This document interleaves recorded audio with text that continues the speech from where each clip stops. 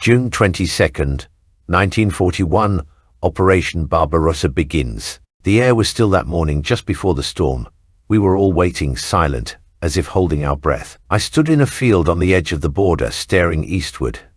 Beyond the tree line, the Soviet Union stretched endlessly. We were told the invasion would be swift, decisive, that the Soviet colossus would crumble before us. But now, in this moment, with the sun just beginning to rise, the quiet made everything feel unreal. The orders had come late the night before. At dawn, we would begin Operation Barbarossa, the greatest military invasion the world had ever seen. 3 million men, countless tanks, trucks, and aircraft, all aimed at smashing the Red Army and driving deep into Soviet territory. My division, part of the 4th Army, was positioned to punch through the Soviet defenses north of Brest-Litovsk. It sounded simple when they explained it: move fast, encircle and destroy. The Führer himself had promised that victory would be ours within weeks. I gripped my rifle tightly, trying to focus on the task ahead. But all I could think about was the silence. No birds, no wind, nothing. Just the waiting. The tension built as we watched the clock, every second dragging on like an eternity. And then, just as the first rays of sunlight pierced through the clouds, the stillness shattered. Artillery. It was as if the heavens themselves had opened up. The roar of our guns was deafening, a rolling thunder that shook the ground beneath my feet. The shells screamed overhead, crashing into the Soviet positions beyond the tree line. The forest, so quiet moments ago, now erupted in flames and smoke. Trees splintered, dirt flew into the air, and the horizon was consumed by fire. Move, move. Our sergeant's voice cut through the chaos as we sprinted forward, our boots sinking into the damp earth. My heart pounded in my chest, the adrenaline surging through me. We crossed the border in a wave, the once invisible line now nothing more than a memory. The invasion had begun. As we ran, I could hear the sound of tanks rumbling behind us, their massive treads crushing everything in their path. Luftwaffe planes soared overhead, diving toward the Soviet lines and unleashing their bombs. I glanced upward, catching a glimpse of the black crosses on their wings, and for a moment I felt invincible. We all did. How could we not? The full force of the Wehrmacht was behind us, and the Soviets, well, we had been told they were nothing more than peasants with outdated equipment. This would be over by autumn, they said. The first shots cracked out ahead of us, and suddenly the fantasy of a swift victory vanished. The Soviet defenders weren't running. They were waiting, entrenched in makeshift bunkers and foxholes. A machine gun opened fire, the rounds whistling past my ear as I threw myself into a ditch for cover. Mud splattered across my face and I tasted dirt as I hit the ground hard. My hands trembled, but I forced myself to breathe. This was real. The training, the propaganda, none of it mattered now. The bullets were real. Forward, the sergeant shouted again, his voice hoarse from yelling over the noise. We have to break through. I crawled out of the ditch, my body low to the ground as I followed the rest of the squad. The sounds of battle surrounded me, the sharp crack of rifle fire, the boom of artillery, the shouts of men charging through the chaos. Somewhere ahead, a Soviet tank fired, the explosion shaking the ground beneath us, but still we pushed on. We reached the first line of Soviet defenses after what felt like hours, though it had probably only been minutes. The scene before me was hellish trenches filled with broken bodies, both German and Soviet. Smoke hung thick in the air, and the acrid smell of gunpowder filled my lungs. I stepped over the twisted remains of a Soviet soldier, his uniform soaked in blood, his lifeless eyes staring up at the sky. I didn't have time to think about it. I couldn't. We had to keep moving. Grenade! Someone shouted from behind me, and I ducked instinctively as a blast tore through a Soviet machine gun nest ahead. Shrapnel whizzed past me and the gun fell silent. We moved up quickly, storming the trench and clearing it room by room, if you could call the shallow, muddy holes rooms. My rifle kicked hard against my shoulder as I fired, and the world narrowed down to the sound of my breath, the weight of my weapon, the next target. As the day wore on, the Soviet resistance began to crumble. Their defenses, hastily built, weren't designed to hold against such an overwhelming assault. We pushed them back, yard by yard, until finally the forest cleared, and we found ourselves staring out across the open plains of Belarus. It felt like we were on the edge of the world. By nightfall, the ground we had fought over was silent again, littered with the dead and wounded. We set up a temporary camp, digging in for the night. I collapsed against a tree, my hands shaking, my body sore from exhaustion. Around me, the other men were quiet. No one spoke. No one needed to. The initial euphoria of the invasion had been replaced by something much darker. I stared out into the darkness, listening to the distant rumble of artillery continuing its deadly work. We had won the day, but it didn't feel like a victory. I thought of the Soviet soldiers we had left behind, their bodies scattered in the dirt. How many more days like this would there be? How many more men would die before it was over? Tomorrow we would push deeper into the Soviet Union, further into the unknown. But tonight, as I sat in the cold, the weight of the war began to settle on me. The invasion had begun, and there was no turning back now. June 24th, 1941, into the depths of Belarus. The morning sun rose blood-red over the fields of Belarus, casting long shadows across the scorched earth. We had been advancing for 2 days now, pressing deeper into Soviet territory.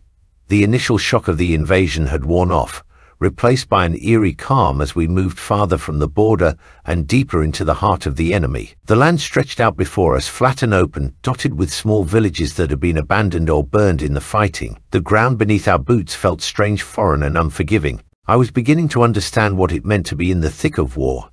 It wasn't the heroic rush we'd been promised in the propaganda films. There was no fanfare, no glory, just mud, exhaustion, and the constant stench of death hanging in the air. I hadn't slept more than a few hours since the invasion began, and my body felt like it was being held together by sheer will. But we had no choice but to keep moving. Orders came down from high command to keep pressing forward, break the Soviet lines, and don't let up. As we marched, the landscape around us seemed to grow darker, more desolate. The forests we had fought through on the first day gave way to endless plains, and the villages we passed were ghostly reminders of what war had already taken from this land. Every now and then we'd pass a wrecked Soviet truck or an overturned artillery piece, evidence of their retreat. But there was something unsettling about it all.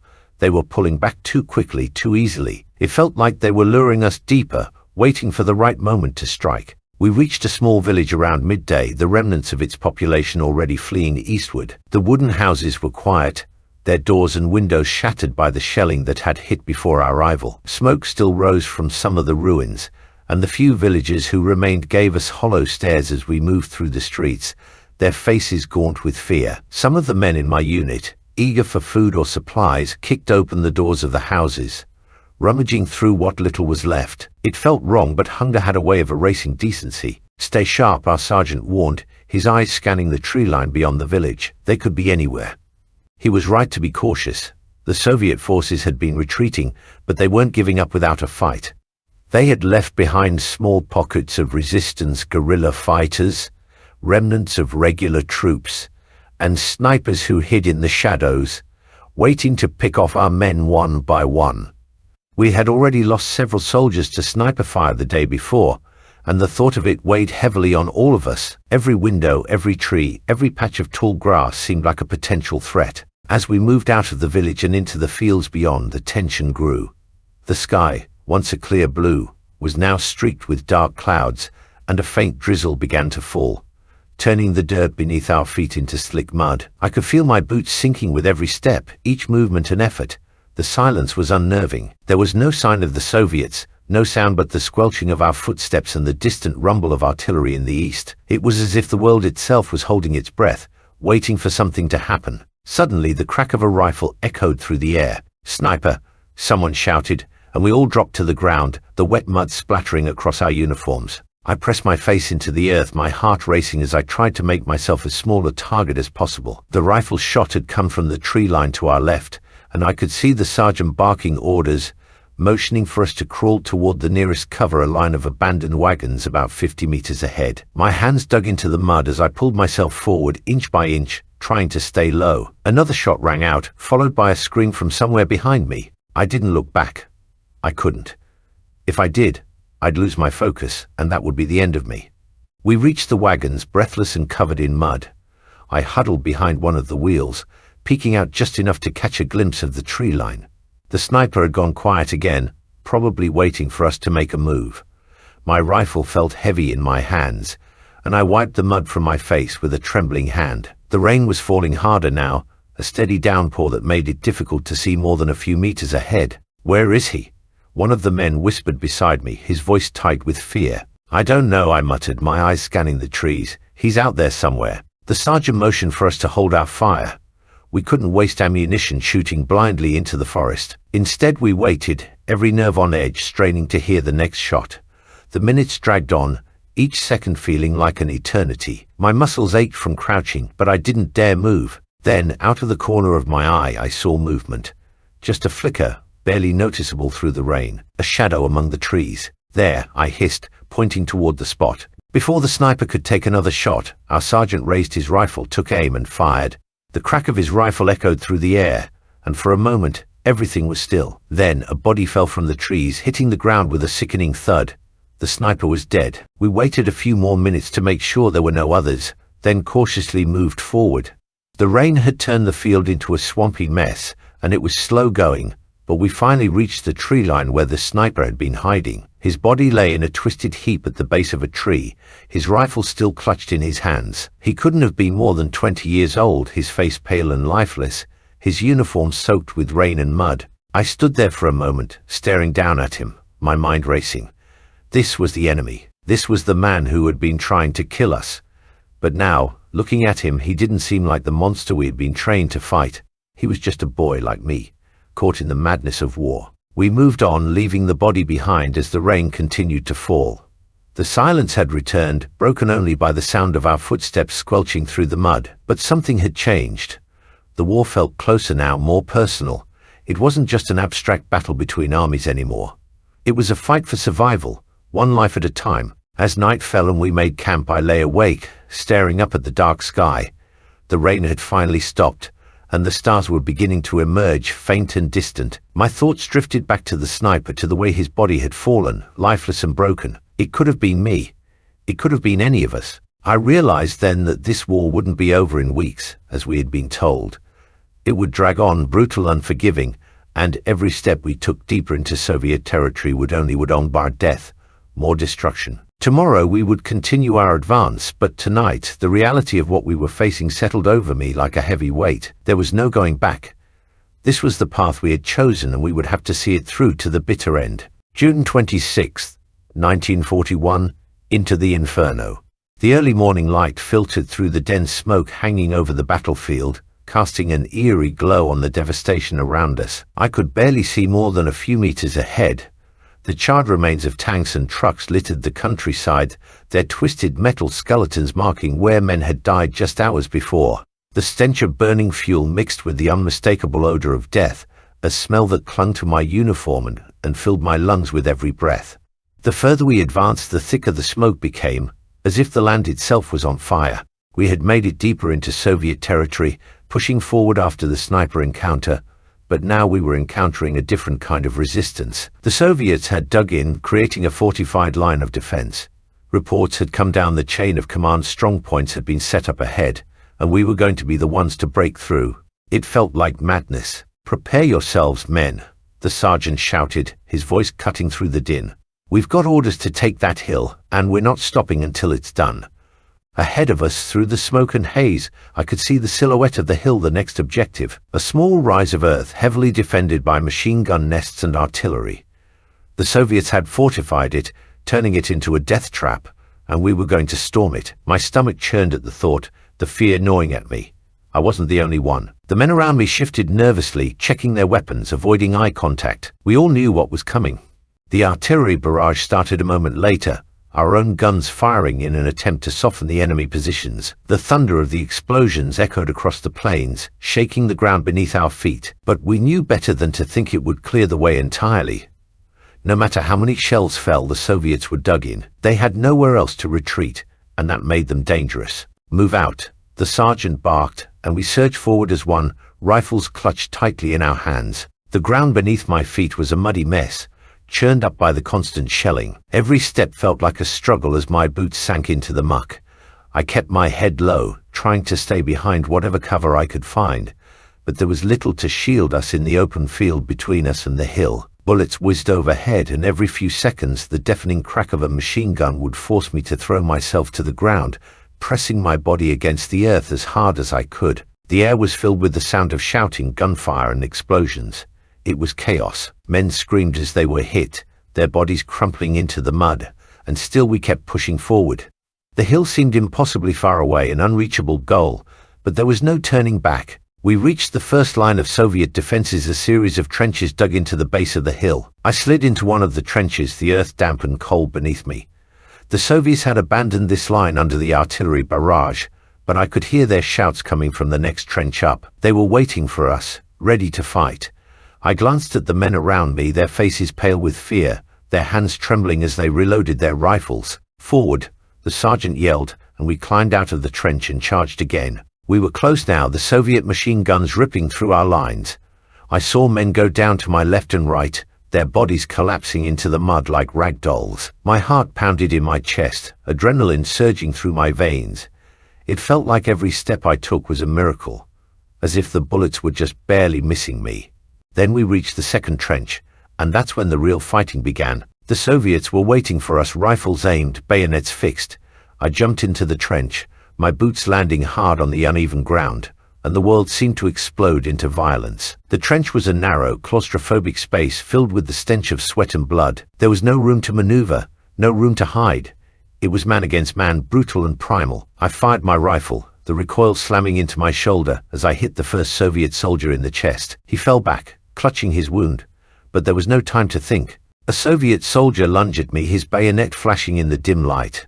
I barely had time to react, raising my rifle, just in time to block the strike. The force of the blow knocked me back and we grappled for a moment, struggling for control. He was strong, his face twisted in anger and desperation, but I managed to shove him off balance and fire. The shot echoed in the tight space, and he collapsed, blood pooling beneath him. There was no time to feel anything, not fear, not sorrow, not even guilt. It was kill or be killed. The trench was a whirlwind of violence. I could hear the screams of my comrades as they fought, the crack of rifles, the clash of bayonets. Every second felt like an eternity. The walls of the trench were splattered with mud and blood, and the bodies of the dead and dying piled up around us. At some point I lost track of time. It felt like the battle would never end, like we were trapped in this hell forever. But then, slowly, the sounds of fighting began to fade. The Soviet resistance was breaking. Their lines were faltering, and they were pulling back, retreating up the hill toward their final defensive positions. We had taken the trench. I stood there breathing heavily, my hands shaking as I reloaded my rifle. The adrenaline was wearing off now, and the exhaustion hit me like a wave. My legs felt like they could give out at any moment, but I forced myself to keep moving. There was still more to do. The hill wasn't ours yet. Up the hill, the sergeant ordered, and we began the final push. The slope of the hill was steep, and the mud made it difficult to climb. My muscles burned with the effort, but I pushed on, the sounds of battle still ringing in my ears. The Soviet defenders were falling back to their last line of trenches near the top, and we were right on their heels. When we reached the final trench, it was a bloodbath. The Soviets were fighting with everything they had left, but we outnumbered them now. It was chaos, men shouting, rifles firing, grenades exploding in the tight spaces. I found myself face to face with another Soviet soldier, and for a moment we just stared at each other, both too exhausted to move. Then, almost out of instinct, I raised my rifle and fired. He fell, and I moved on. It felt like hours later when the last shots were fired, and the hill was finally ours. The Soviet defenders had either been killed or had fled, leaving behind a landscape of death and destruction. The ground was littered with bodies, ours and theirs, and the air was thick with the smell of blood and gunpowder. We had won, but it didn't feel like a victory. The cost had been too high. I stood at the top of the hill, staring out over the battlefield below.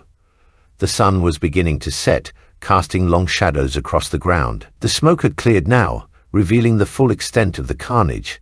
It was a sight I would never forget, a vision of hell brought to life on earth. As I stood there, my rifle hanging limply at my side, I couldn't help but wonder how many more hills like this one we would have to take before the war was over. How many more men would die in the mud and blood, their lives cut short by this senseless conflict. There were no answers, only silence. July 3rd, 1941, the March on Minsk. The sun hung low in the sky, casting a warm orange glow over the seemingly endless fields that stretched out before us. It would have been a beautiful sight under different circumstances, but now it only served as a reminder of how far we had marched and how far we still had to go. My feet ached with every step, the leather of my boots worn thin from weeks of constant movement. Each day blurred into the next, endless miles of dirt roads, fields, and the occasional shattered village left in the wake of the advancing Wehrmacht. The summer heat was unbearable, the humidity clinging to our skin, mixing with the layers of dirt and sweat. Flies buzzed around us, drawn to the stench of the unwashed soldiers and the occasional dead horse lying along the roadside. Every now and then we would pass the remnants of Soviet defenses, destroyed artillery pieces, abandoned trenches, or the charred husks of trucks. Evidence of the Red Army's retreat lay scattered everywhere.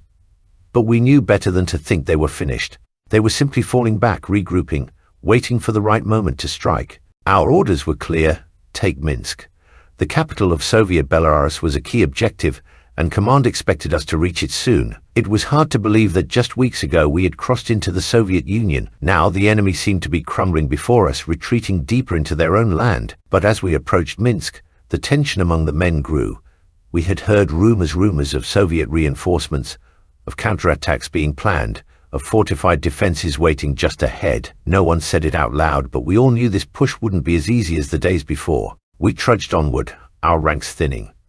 Some of the men had been reassigned, others wounded or killed in the skirmishes along the way. Those of us left were hardened by the weeks of fighting, our faces gaunt and our eyes hollowed by exhaustion. The camaraderie that had existed at the start of the campaign was still there, but it was strained, held together by shared hardship rather than hope. The jokes were fewer, the laughter almost non-existent. We were simply focused on putting one foot in front of the other, surviving day to day. "How much farther?" one of the men asked, his voice barely audible over the shuffle of boots on the dirt road. "Another 2 days, maybe 3, replied the sergeant, his tone clipped and matter-of-fact. "We'll rest when we get there, so keep moving." Rest. The word felt foreign at this point. We were lucky to get a few hours of sleep at night, lying under the stars with our rifles beside us. Every noise in the darkness set us on edge, a constant reminder that the enemy was never far away. The partisans had become an increasing problem, small bands of Soviet fighters who attacked from the forests, slipping away before we could retaliate. They were like ghosts, appearing and disappearing at will, leaving behind nothing but dead Germans and a growing sense of dread. As we marched, I found myself thinking back to the beginning of the invasion, to the sense of invincibility that had filled us as we crossed into Soviet territory. We had been unstoppable then, blitzing through everything in our path. The Soviet defenses had seemed weak, disorganized, and ill-prepared for the might of the Wehrmacht. But now, after weeks of combat, the cracks in that facade were beginning to show. The Soviets were learning, adapting. And though we were still advancing, it felt as if we were moving deeper into the unknown, into a vast and hostile land that swallowed armies whole. We passed through another village, this one more intact than the others. The houses were small and wooden, their walls painted in faded colors, the windows boarded up. The villagers, those who hadn't fled, watched us from the doorways with hollow eyes, their faces expressionless. Some of them had been forced to help the Soviet army earlier, to dig trenches or assist in the defenses. But now they were simply waiting, caught in the middle of a war they hadn't asked for. "Don't look at them," the sergeant warned as we passed. "They're not our concern." I glanced at a young woman standing by the side of the road, a child clinging to her leg. Her eyes met mine for a brief moment, and in that second I saw something there, a mixture of fear, hatred, and hopelessness. I quickly looked away, focusing on the horizon. What was there to say? We were invaders in their land, soldiers marching through their villages, and they had no love for us. But still, it was hard to shake the feeling of guilt that crept up on me in moments like that. We marched on for hours, the heat of the day giving way to the coolness of the evening. The sky began to darken, and soon the order came to halt for the night. We set up a crude camp along the roadside, the men dropping their gear with audible sighs of relief. I sat down on the edge of the road, my legs trembling with exhaustion. The ground was hard beneath me, but it didn't matter, I was too tired to care. "Another day closer," muttered one of my comrades as he collapsed beside me. I nodded, though I wasn't sure whether I believed it anymore. Minsk was still ahead of us, but the distance seemed immeasurable now, as if it was slipping further away with every step we took. The thought of what awaited us there was unsettling. The Soviets weren't going to give up their capital easily, and we knew the fighting would be fierce, but we had no choice but to keep moving, to push forward until we either took the city or died trying. As the night settled in, I laid back, staring up at the stars. The sky was clear, the stars bright against the blackness, but I felt no comfort from the sight. My thoughts were consumed by the days ahead, the fighting, the death, the uncertainty. I could hear the distant sounds of artillery in the distance, faint but constant, a reminder that the war was far from over. Tomorrow we would march again, and the day after that, and the day after that, until Minsk was ours, or until we were no more. Or July 5th, 1941, approaching the gates of Minsk. The morning haze clung to the ground like a shroud, masking the landscape ahead. It was early, too early for the usual sounds of battle to begin, yet we could feel it, an ominous stillness hanging in the air, as if the world itself was holding its breath. Our boots crunched against the gravel road, the sound magnified in the eerie silence. Ahead of us, Minsk loomed, our objective, the prize that had driven us forward for days on end. But today there was no talk of glory or victory among the men, only the awareness that death awaited just beyond the horizon. We had marched all night, and now, as the city's outer defenses came into view, the pace slowed. Our eyes scanned the distant tree-line, the fields that flanked us, the ruined farmhouses. Every shape, every shadow, felt like it could be hiding the enemy, waiting to strike. The tension was suffocating, and I could see it in the faces of my comrades, the way they gripped their rifles tighter, the way their eyes darted nervously, searching for the unseen threat. I wiped the sweat from my brow and took a deep breath, trying to steady my nerves. The weight of my pack felt heavier than usual, my shoulders sore and aching.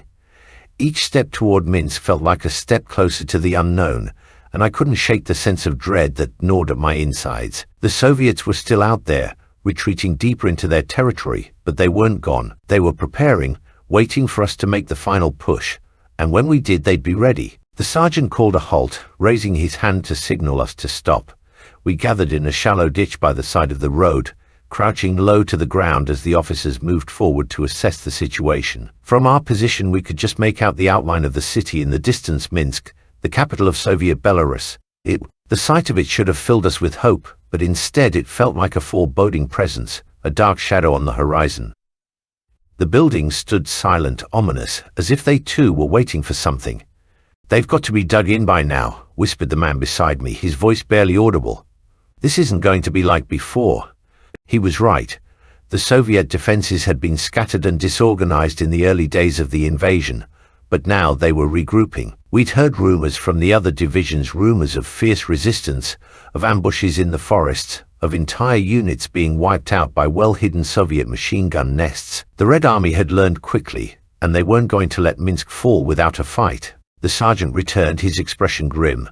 "Orders from command," he said, keeping his voice low. "We're advancing on the city, but we're to expect heavy resistance. Stay close, keep your heads down, and don't stray from your unit. The Soviets are out there, and they're waiting." A murmur of acknowledgement passed through the group.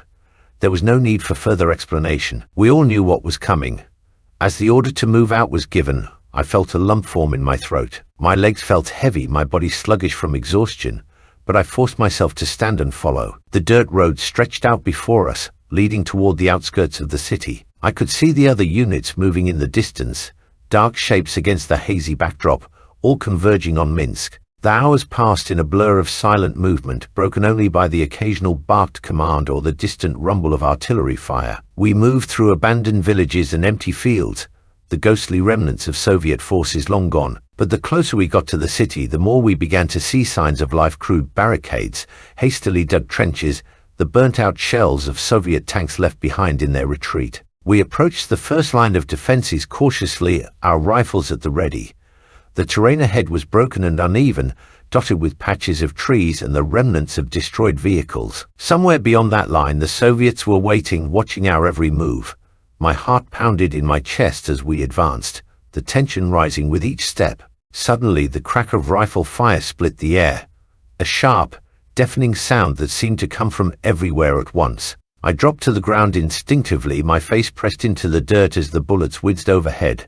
The others did the same, scattering for cover behind whatever they could find: trees, rocks, the remains of a collapsed farmhouse. "Take cover," the sergeant yelled, though it was hardly necessary. The gunfire intensified, erupting from the tree line ahead. The Soviets had opened up on us from a well-hidden position, their rifles and machine guns pouring fire into our lines. I could hear the screams of the wounded, the frantic shouts of men trying to regroup. I crawled toward a fallen tree, keeping my head low as the dirt around me was kicked up by stray bullets. My hands shook as I gripped my rifle, trying to steady it.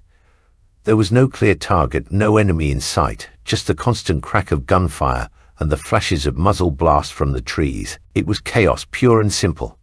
"Return fire," someone shouted, and the men began firing blindly into the tree line, hoping to suppress the Soviet positions. I joined in, squeezing off rounds into the foliage, though it felt futile. The Soviets were dug in, their positions well camouflaged, and we were out in the open, exposed and vulnerable. Minutes passed in a haze of gunfire and explosions. My ears rang from the deafening noise, and my mouth was dry from fear. The weight of my pack pressed down on me as I huddled behind the tree, trying to make sense of the madness around me. But there was no time to think, only to survive. Suddenly I felt a hand on my shoulder.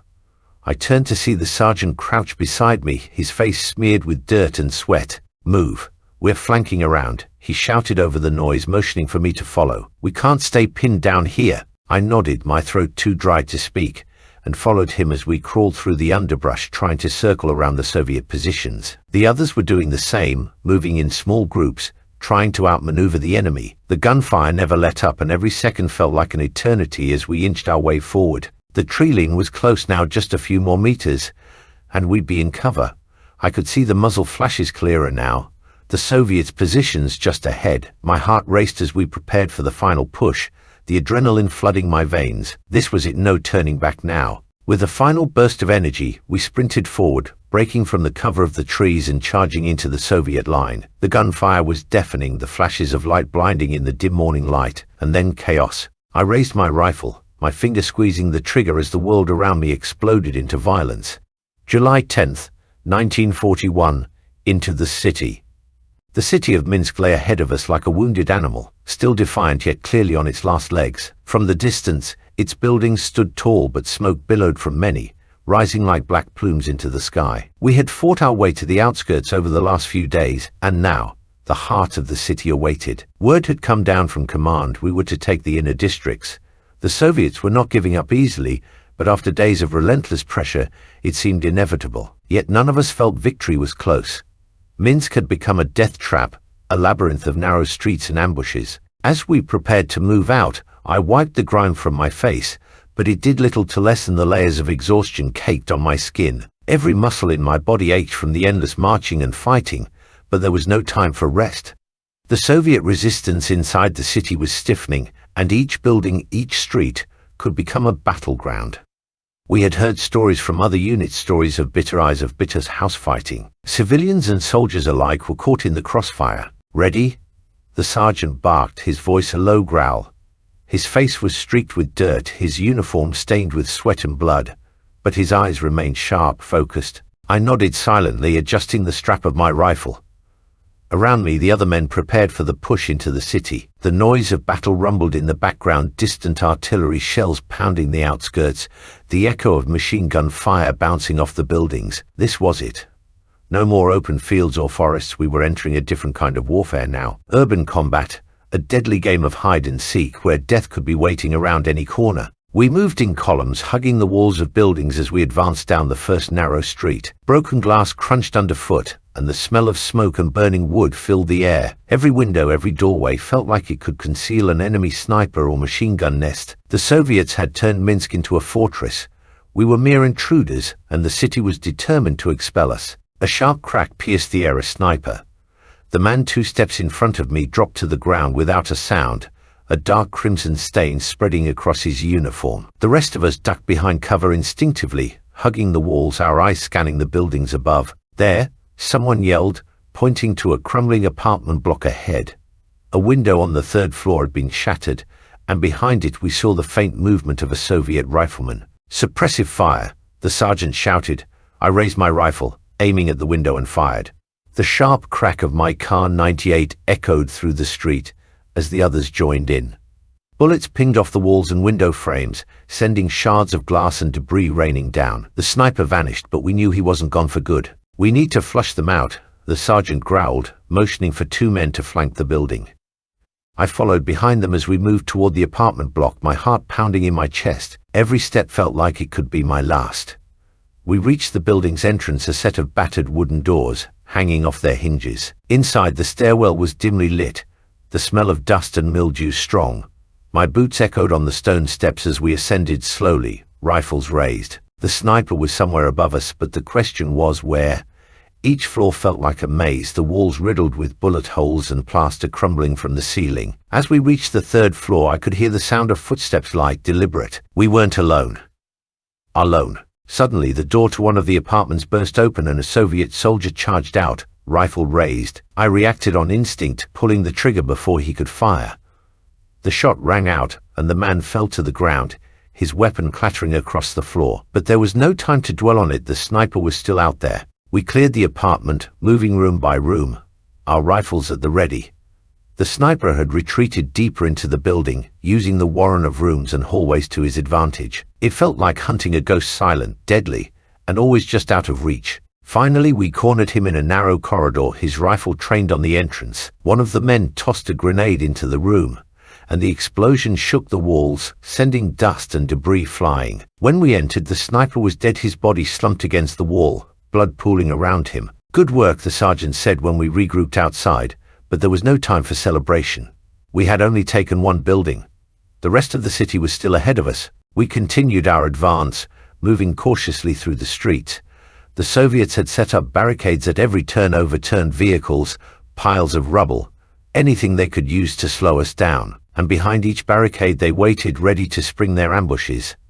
Machine guns opened fire from hidden positions, forcing us to take cover and return fire. Mortar rounds whistled overhead, exploding in the distance with deafening booms. The fighting was brutal, relentless. Every block we took cost us blood. Men fell around me, cut down by sniper fire, shredded by machine gun bursts. The city itself became a weapon, with its narrow streets and bombed-out buildings turning every advance into a deadly challenge. But we pushed on, driven by the orders from above, by the belief that Minsk had to fall, no matter the cost. As the day wore on, exhaustion crept over us. The heat, the dust, the constant tension, it was unbearable. My uniform clung to my skin, soaked with sweat and grime.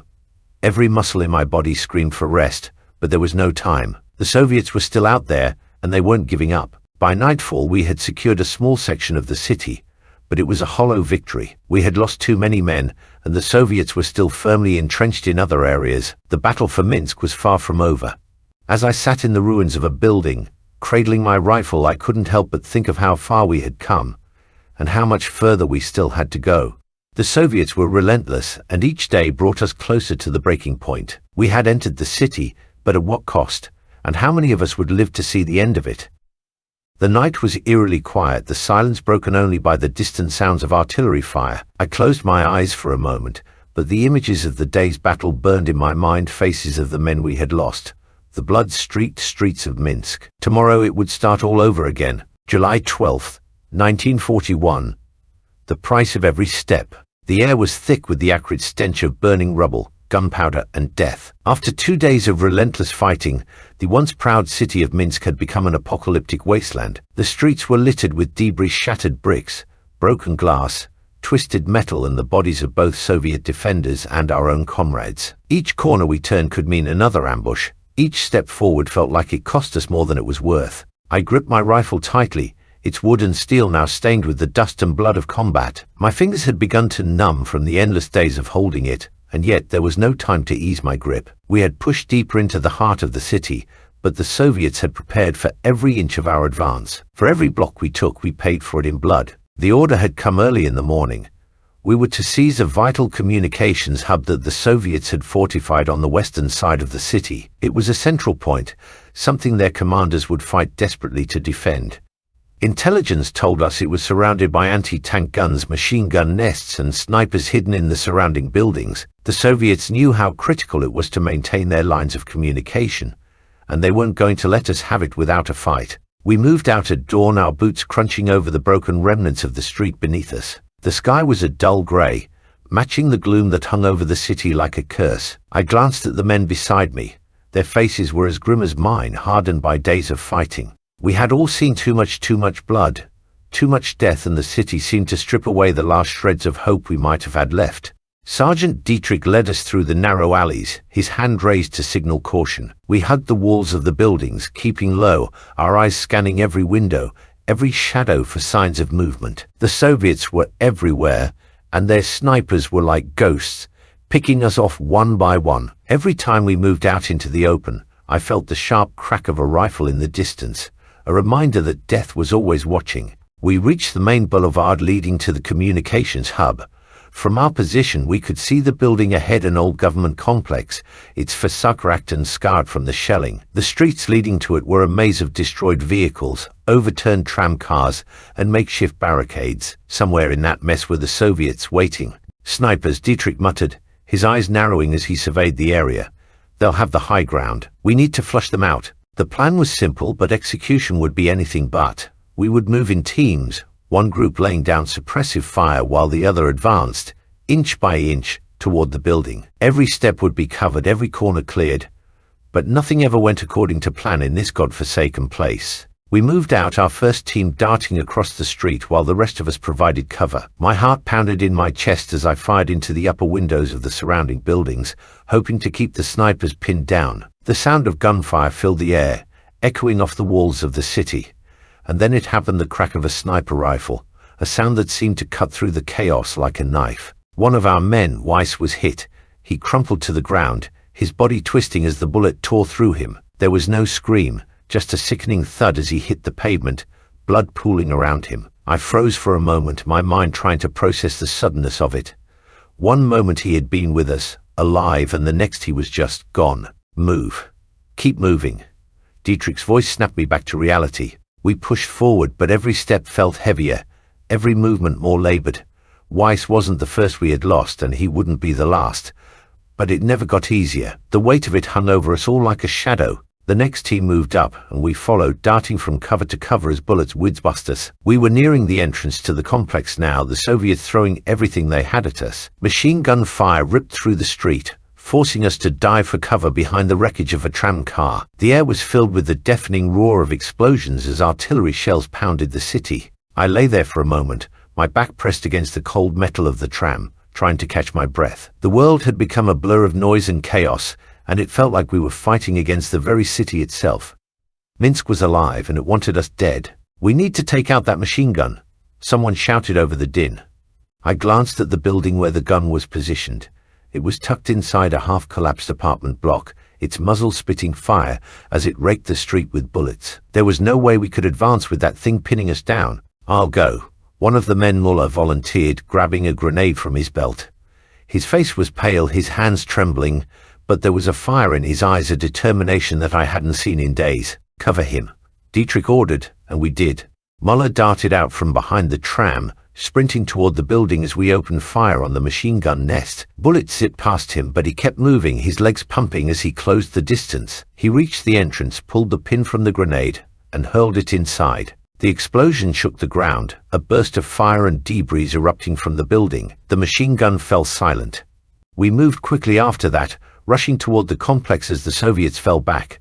The battle wasn't over, but the way was open now.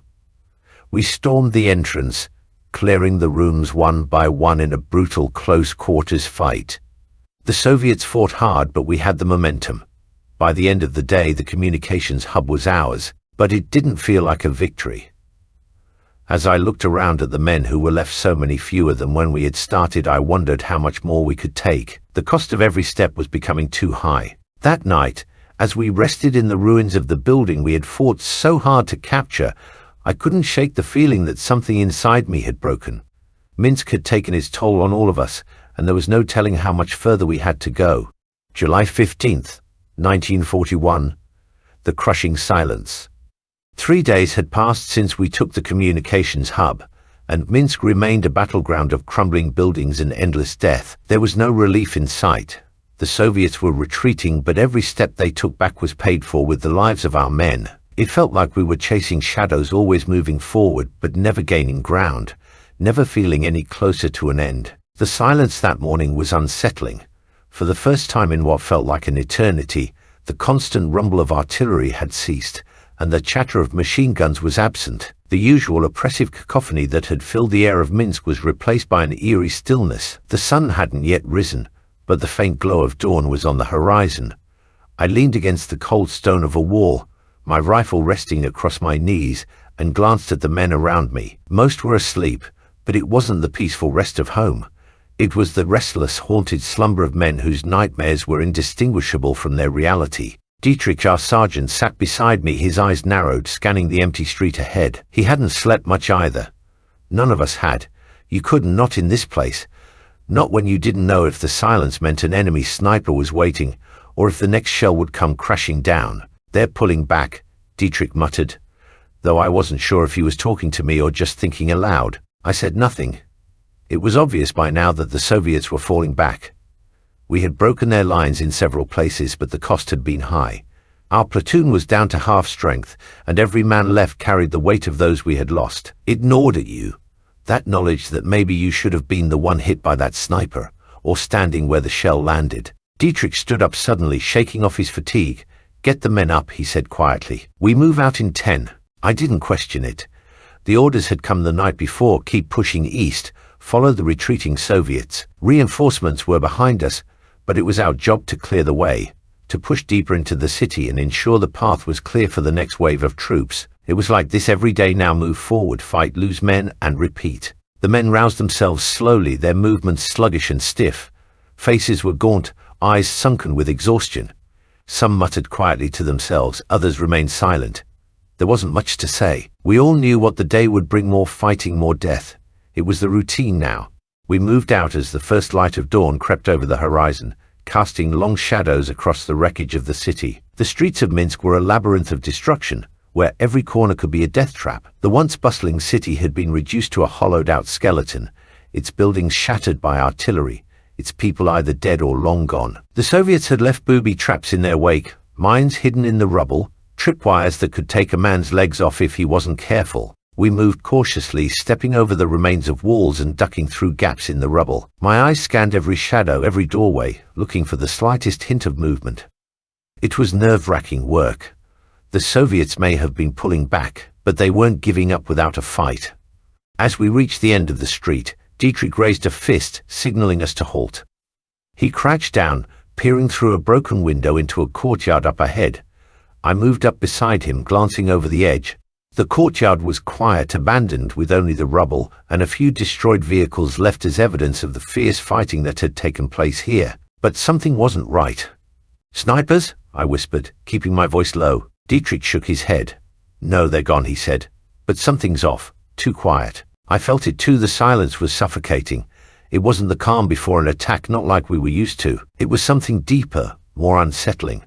As if the city itself was holding its breath, waiting for something to happen. We pressed on, moving through the courtyard and into another section of the city. The farther we went, the more obvious it became the Soviets had pulled back further than we'd thought. The buildings here were deserted, not even the telltale signs of recent combat. There was nothing, just the silence.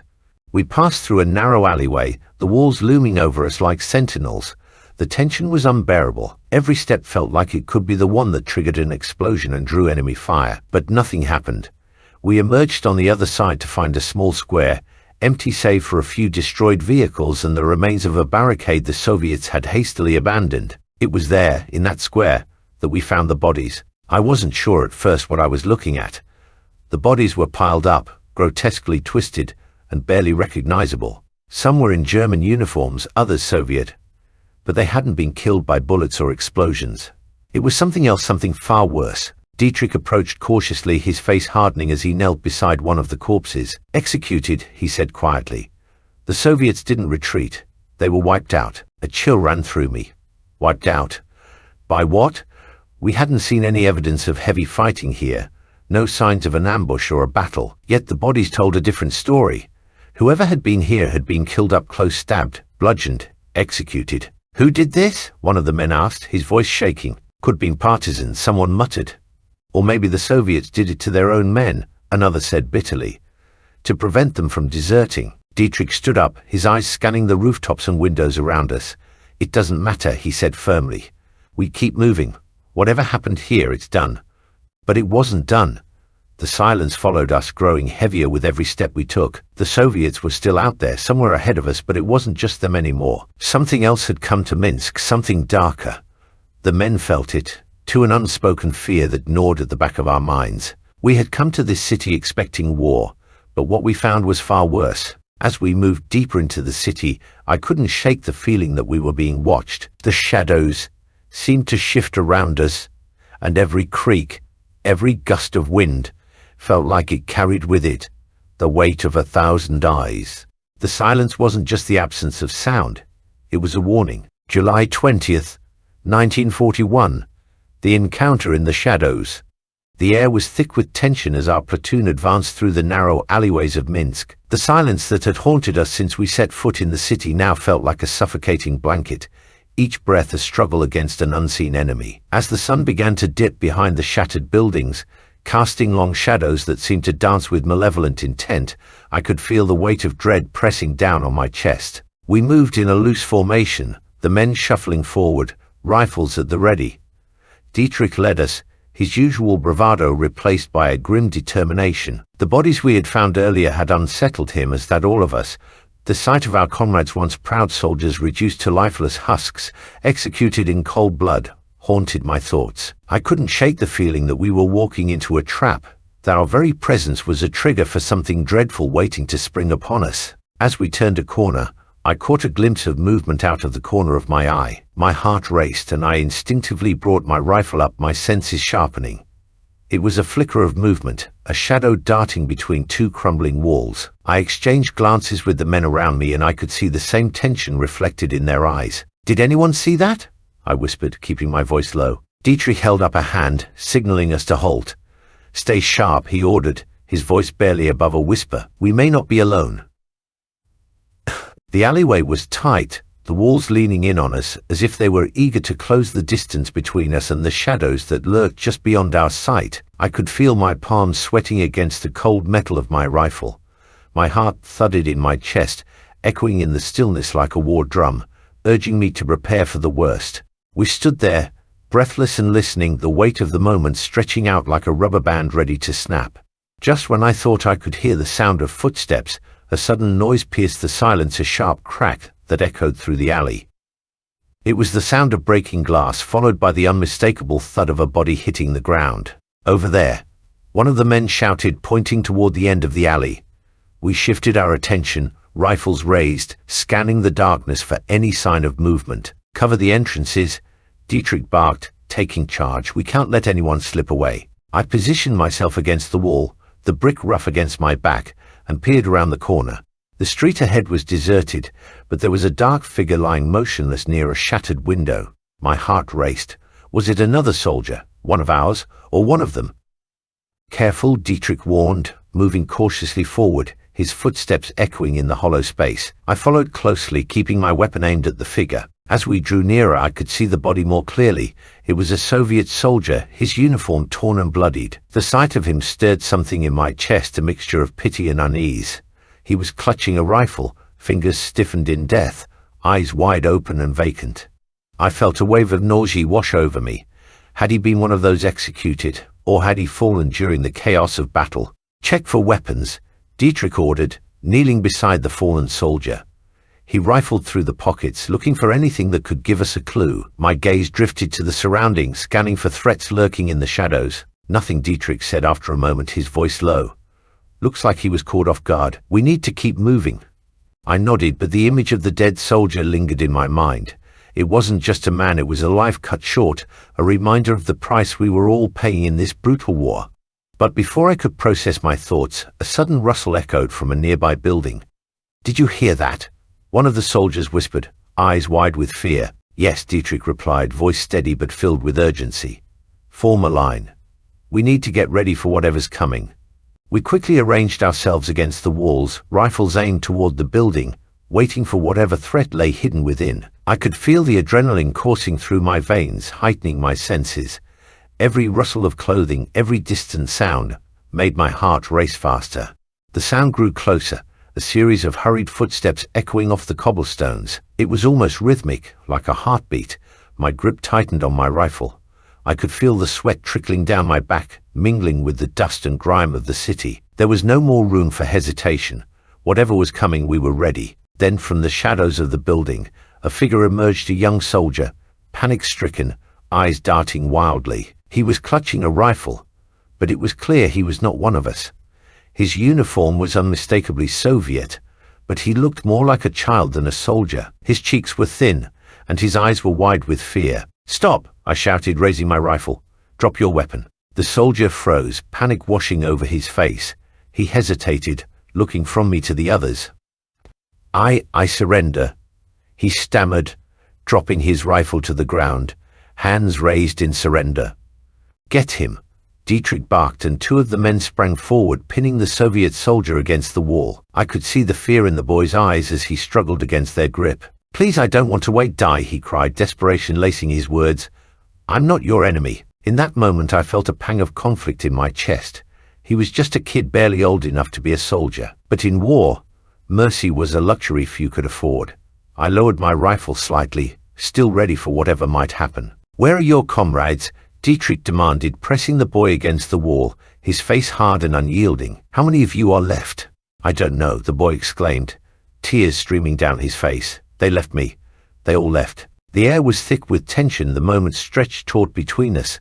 I could see my comrades shifting uncomfortably, their expressions a mixture of anger and pity. The boy was clearly terrified, a small, frightened creature caught in a storm of violence. But in the eyes of my comrades he was a threat, a potential enemy, even in his fear. "Tell us where the others are," one of the soldiers shouted, pushing the boy harder against the wall. I could see the fear turning into panic as he gasped for breath. I swear I'll tell you," he pleaded. "They went east. I don't want to die." "Enough," Dietrich shouted, stepping back. "Let him go." The men exchanged glances, confusion etched on their faces. "What? Are you serious?" one of them protested. "Let him go," Dietrich repeated, voice firm. "He's not a threat." I felt the tension shift in the air. The boy was trembling, still pinned against the wall, but now he had a glimmer of hope. The men hesitated but then stepped back, releasing him. The boy stumbled forward, breathless and wide-eyed, as if he had just been spared from the brink of death. "Thank you," he exclaimed, though his voice was shaky. "I won't forget this." "Get out of here," Dietrich ordered, pointing down the alley, "and don't come back." The boy didn't need to be told twice. He turned and bolted down the alleyway, disappearing into the shadows. I watched him go, feeling a mix of relief and uncertainty. "What the hell was that?" one of the soldiers muttered, his face twisted in disbelief. "We could have used him for intel." "Yeah, but we also could have killed a kid," Dietrich replied, still watching the spot where the boy had vanished. "It wasn't worth the risk. We're not savages." A heavy silence fell over us as we processed what had just happened. The weight of war bore down on us, and in that moment I couldn't help but feel the bitter taste of regret. In the chaos and violence, humanity still flickered, fragile and vulnerable. But the war was not done with us yet.